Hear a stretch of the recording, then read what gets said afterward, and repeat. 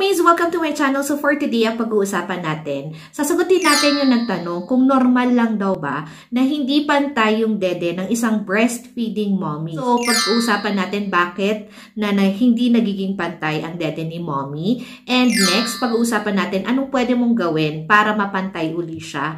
And third, normal ba na ganon ang mangyari? And also, isa-share ko sa inyo yung experience ko. By the way, mommies, lahat ng pag-uusapan natin based from my experience and from my own research. It's always best to consult your doctors, okay? And bago yun, mommies, kung hindi ka pa nakapag-subscribe, I hope you can subscribe to my channel. Marami pa akong ibang contents dyan about first-time moms na baka sakaling makatulong sa'yo. Click mo lang yung picture ko dyan sa baba, mommies, and then choose video, scroll mo, madami akong topics doon. So, unang tanong, mommies, normal lang daw ba na hindi pantay yung dede ni mommy kapag ka nagpapa-breastfeed siya? Ang sagot dyan, mommy, is yes. It is normal.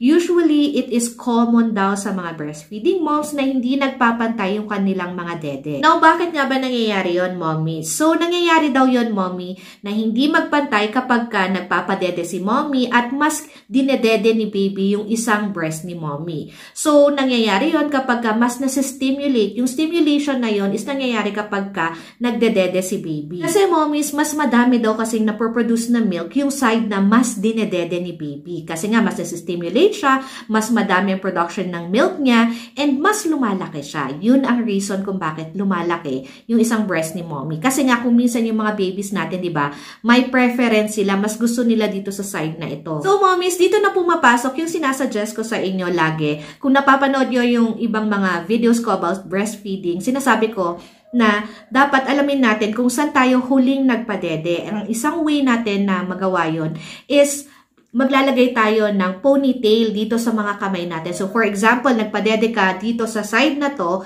so ilalagay mo dito yung ponytail na yon. Para next na feeding mo, alam mo, dito ako nagpadede dito sa side na to ng dede ko. So, ililipat ko dito dahil dito naman ako magpapadede ngayon. So, ganun lang, mommy. Kasi madalas nakakalimutan natin dahil nga kapag ka first time mom ka, kapapanganak mo, napansin ko mas nagiging makakalimutin tayo. Mommies, bago naman natin pag-usapan yung tungkol dun sa anong pwede mong gawin para magpantay yung dede mo kapag nagpapa-breastfeed ka, is gusto ko lang i-share sa inyo na alam nyo ba, mommies, na it is usually noticeable daw na hindi pantay yung dede ng isang mommy in the first few weeks ng kapapanganak niya, yung sa first few weeks of your breastfeeding experience. During that time, mommies, nag-a-adjust pa daw kasi yung katawan natin dun sa changes na nangyayari sa katawan natin. So this time, mommies, pag-usapan naman natin paano natin maiiwasan yung hindi pantay or uneven size ng dede natin. First, mommies, pag napansin mo na hindi talaga pantay at very noticeable yung pagiging uneven ng size ng dede mo, magsimula ka, every feeding, magsisimula ka dun sa mas maliit na dede. Kasi nga napansin mo, di ba, mommies, kapag ka tayo ay nagbe-breastfeed, mas malakas magdede si baby during the first few minutes ng pagdedede niya, and then eventually parang pampatulog na lang niya yung pagdedede niya. So, ang gagawin mo, uunahin mo yung mas maliit para mas mag-generate siya kaagad ng milk. Pangalawa, mommies, pwede ka namang gumamit ng pump. Lalo na dun sa mga babies na kapag ka nagdede, ang bilis nilang magdede, tas later on, antok na sila, diba? Tutulugan na nila yung dede mo. So, para matulungan mo yung dede mo na mag-even yung size niya, pwede kang gumamit ng pump. And dun makikita mo, matutulungan mo na mag-stimulate yung breast na mas maliit para mas mag-generate siya ng milk para pumantay siya dun sa mas malaking dede mo. Pangatlo naman, mommies, ito medyo challenging kasi nga, 'di ba, kung minsan yung mga babies natin, meron silang preference, mas may favorite sila na part na ginagamit nila sa breastfeeding. At hindi natin maiiwasan 'yon, lalo pag mas feel ni baby yung part ng breast mo na yon. Ngayon, mommy, ang pwede mong gawin, alamin mo bakit kaya mas gusto ni baby yung part na yon. Siguro, it's possible na mas madali siyang makapagdede dun sa part na yon. Pwede rin, mommy, na baka yung isa is inverted kaya nahihirapan siyang magdede. Ngayon, kung inverted at sa tingin mo ang reason kung bakit ayaw ni baby yung part na yon is ang gawin mo, pwede kang bumili ng nipple shield. Ito, ginamit to ng kapatid ko. Inverted yung nipples niya at very effective sa kanya. Hopefully, maging effective din yun sa inyo. Yung nipple shield, mommies, alam nyo, parang search nyo dyan sa Google, para lang siyang plastic na naka-form siya into yung, yung nipple natin. Tapos, ididikit mo lang yan. Babasahin mo konti ng breast milk mo. Tapos, ididikit mo dun sa dede mo, mommy, dun sa nipple mo. Didikit yon ng kusa. Tapos, mas madali kasi naka-shape siya into nipple. Naka-protrude siya para siyang chupon ng milk ng bottle ni baby. Ganon ang itsura niya. At ang galing siya kasi nung nakita kong ginamit yun ng kapatid ko, kasi nung first few days, first few weeks ng breastfeeding experience niya, hindi namin malaman kung bakit walang lumalabas or nahihirapan si baby na magdede sa kanya. So, trinay namin yung nipple shield na yun. Yes, very effective. Eventually, nag-stimulate na yung kanyang dede at mas madali nang nakapagdede si baby.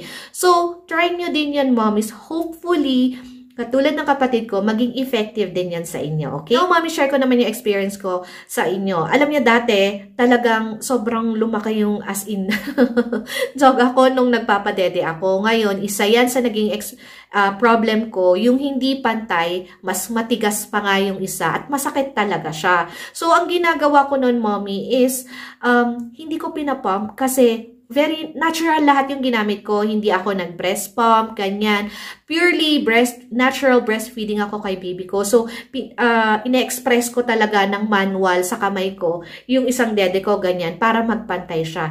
And yes, ang naging effective naman sa akin na strategy was yung gumamit ako ng ponytail para malaman ko kung saan ako huling nagpadede. So, mommies, based from my experience na natural nga breastfeeding ang ginamit ko sa pagpapadede kay baby ko, sa tingin ko nakatulong na hindi siya nag-depend dun sa bottle. Kasi naisip ko kapag paghahaluin ko na iba-bottle fed ko siya, ganyan, or yung bottle fed meaning ilalagay ko sa bottle yung breast milk ko, ganyan. Sa tingin ko baka eventually may mas gusto niya dun sa bottle. So gusto ko kasi dun sa breast ko lang. Syempre, hindi natin yan may iwasan dun sa mga mommies who are working. Kailangan talaga nilang mag-breast pump, mag-express ng milk nila para ipadede kay baby habang nag-work sila. So hindi natin may iwasan yon. But anyway, based from my experience, yun yung naging effective sa amin. Now, mommies, isa sa ma-assure ko sa inyong lahat is that do not worry sa breastfeeding. Sa unang part lang talaga, kailangan ninyo ni baby na pareho mag-adjust. Mag-adjust talaga kayo dahil syempre, una sa lahat, we have to give consideration sa mga babies natin. Kung minsan fuzzy sila, di ba? Yung naiinis sila na hindi sila makadede, ganyan, naiirita sila pagka ilalagay mo sila sa kabilang dede kasi nga gusto mo maging pantay, di ba? Pero siguro ang kagandahan doon, kailangan lang natin intindihin at mag-adjust pareho ng mga babies natin. And also, yung try natin na i-train yung mga babies natin. Oo, kung minsan, di ba, isipin mo, ay, ayaw ni baby, kaya kailangan sundin ko. No, hindi po pwede yung ganon, mommies. Kailangan you help your child kasi ikaw ang guide ng baby mo para maintindihan niya kung ano ang dapat at hindi dapat.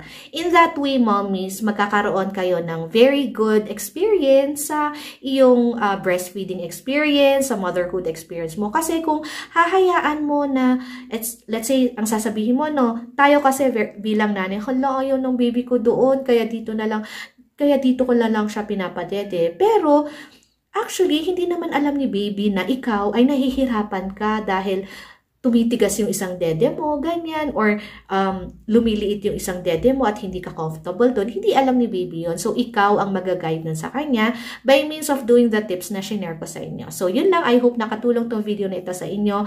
If nakatulong sa inyo, mommies, I would really appreciate it if you like and subscribe to my channel. And share nyo to sa mga mommies na sa tingin nyo makaka-relate dito. Always think positive. And mommies, lagi mong tatandaan, you are doing great as a mom.